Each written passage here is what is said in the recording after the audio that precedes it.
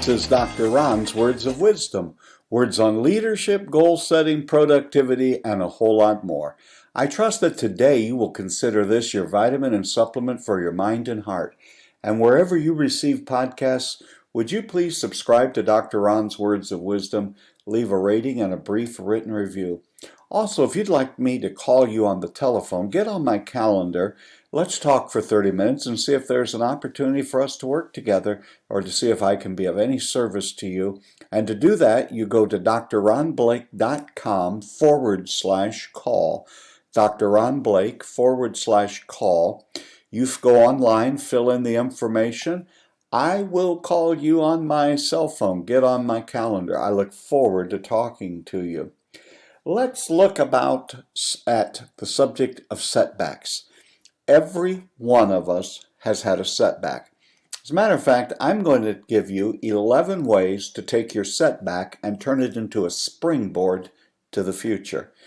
Let's look at the 11 things that setbacks, defeat, discouragement will do to help us in the future.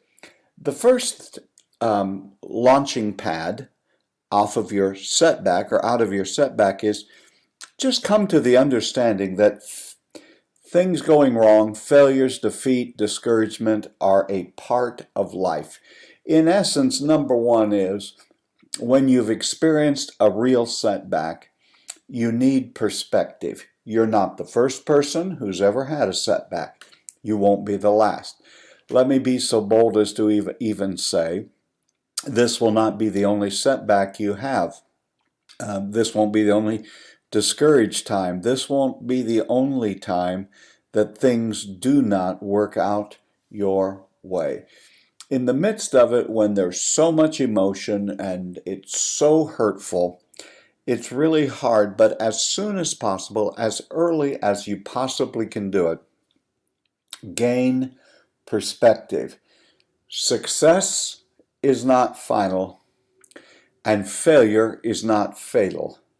It's the courage to continue that counts. So gain perspective.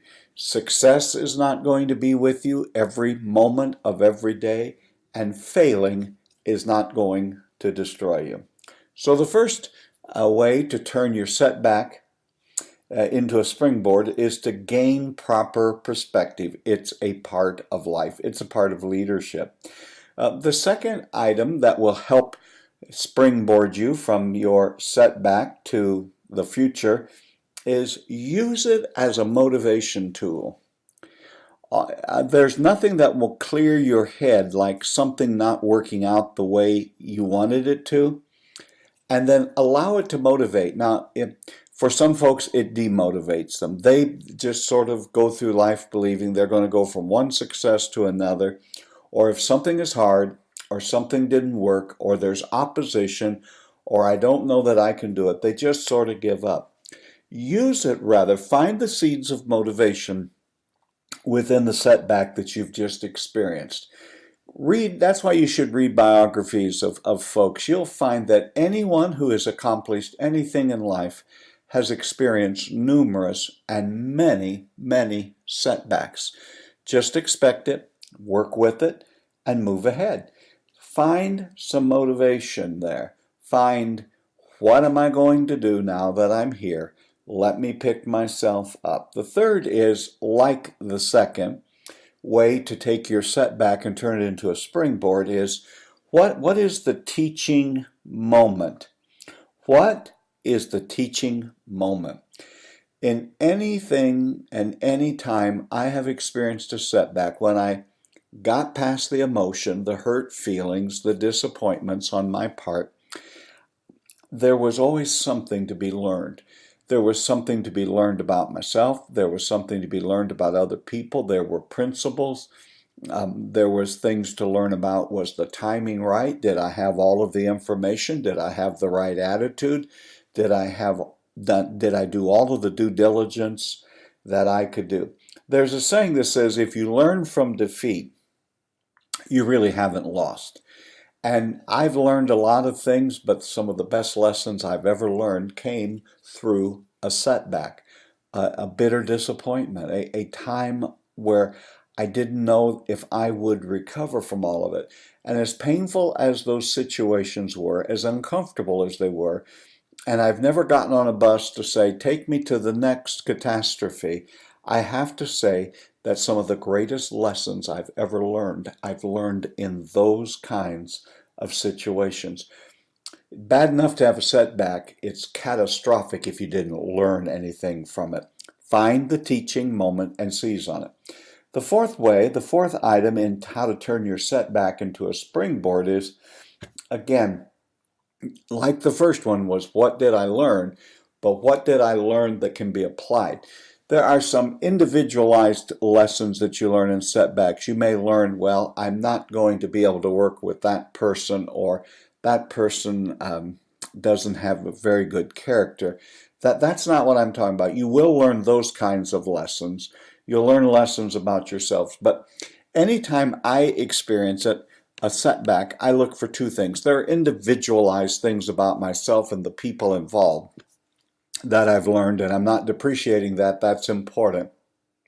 But frankly, at this step, number 4, I'm looking for what are some pretty much universal truths that I've experienced in this setback that I can apply? Or what is a principle that maybe I ignored it or didn't do my proper work on it, that next time I will know I must put this much time into preparation. I must make sure that I get the leadership team on board. It could be any number of things that you learn, but it's not just enough to learn things.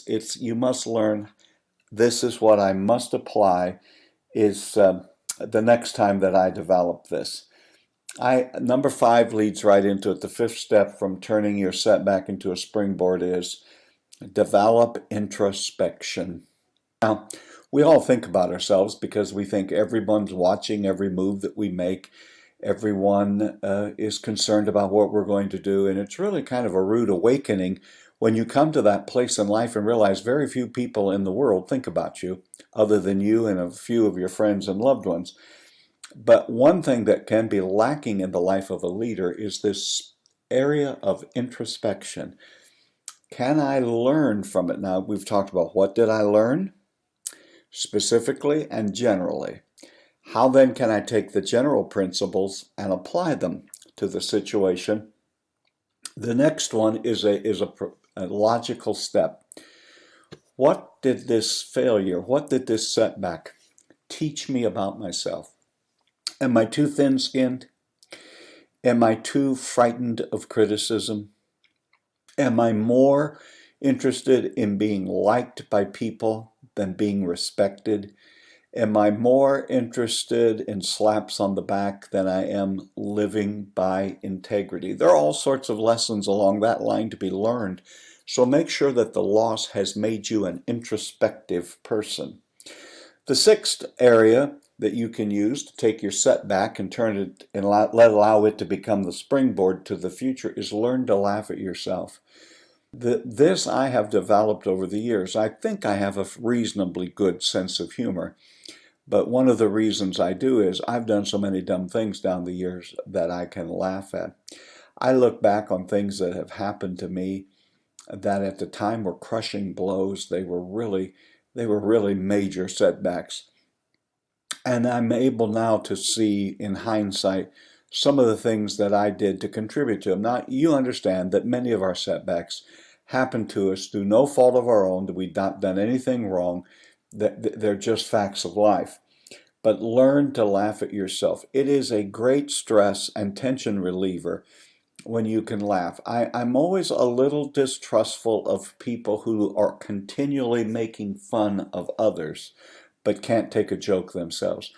I don't know if you've discovered this to be true, but usually the people that love to make fun of other people, if the tables get turned on them, they're very thin-skinned. They get very, very offended. I'm just telling you, she who learns to laugh at herself will never run out of material. I will never run out of material because I continually do things that I'm thinking, I don't believe you did that. I don't believe you said that. I don't believe you went there. So one of the greatest stress relievers, especially when you're going through a kind of a difficult time of setback, and defeat, discouragement, don't take yourself so seriously. Learn to laugh at yourself. Rather than people thinking less of you, I think you'll discover people appreciate you when you cannot take and when you don't take yourself quite so seriously. So number 6 is learn to laugh at yourself.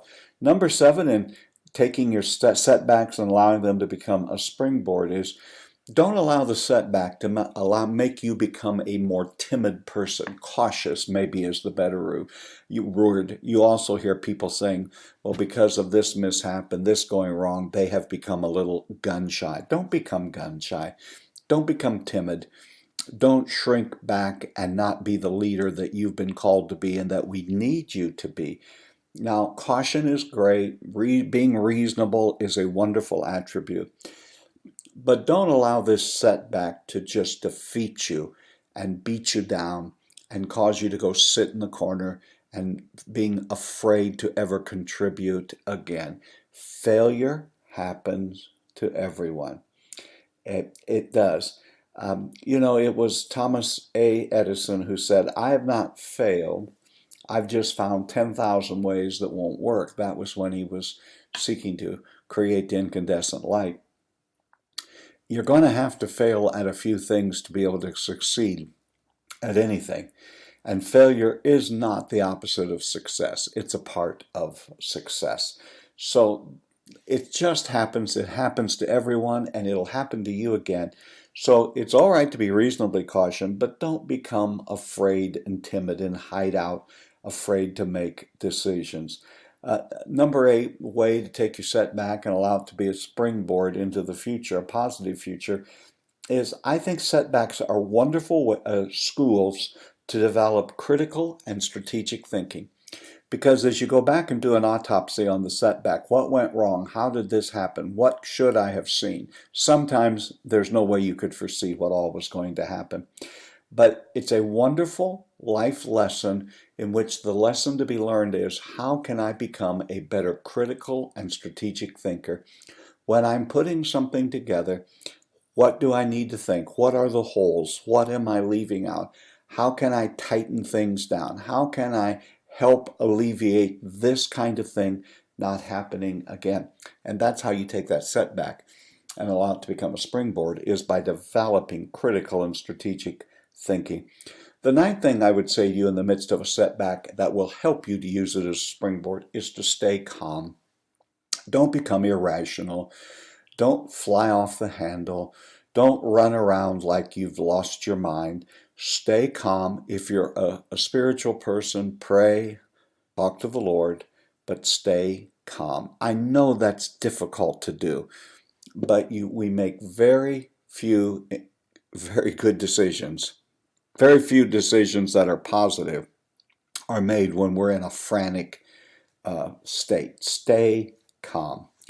The 10th thing that I would say on how to take your setback and turn it into a springboard to the future is ask yourself, what is the opportunity that I have seized from this failure?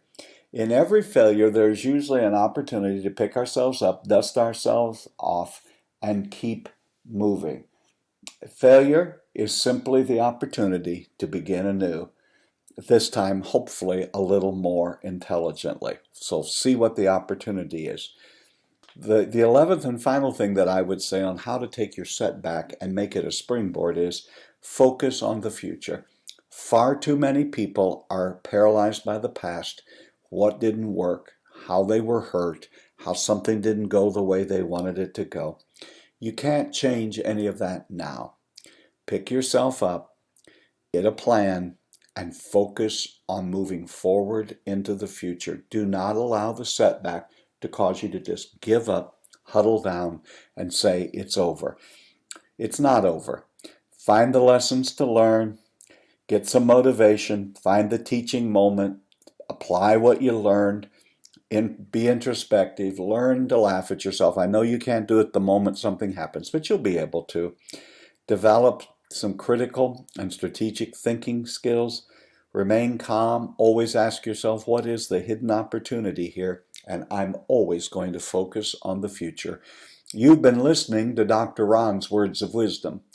Words on leadership, goal setting, productivity, and a whole lot more. I trust today this has been like a vitamin or a supplement for your mind and heart. Wherever you receive podcasts, would you please subscribe to Dr. Ron's Words of Wisdom and pass the word around, leave a rating and a brief written review. If you'd like me to call you on the telephone, have a 30-minute call to see if there's a possibility of us working together, or if I can come alongside and help you in any way, just go to drronblake.com/call. drronblake.com/call. Fill out the information online. It'll get the information. You can schedule an appointment on my calendar, and I will give you a call, and we'll see what we can do together. Remember, leader, you're doing better than you think you are. And until next time, this is Dr. Ron saying, have a great and blessed day.